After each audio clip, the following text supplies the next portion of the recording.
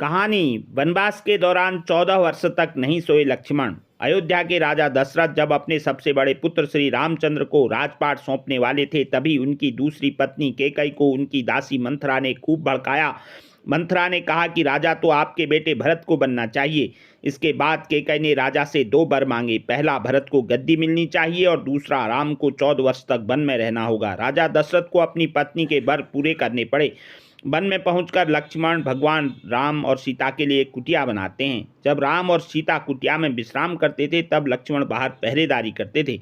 वनवास के पहले दिन जब लक्ष्मण पहरेदारी कर रहे थे, तब उनके सामने निद्रा देवी प्रकट हुई। लक्ष्मण ने निद्रा देवी से वरदान मांगा कि वह 14 साल तक निद्रा मुक्त रहना चाहते हैं।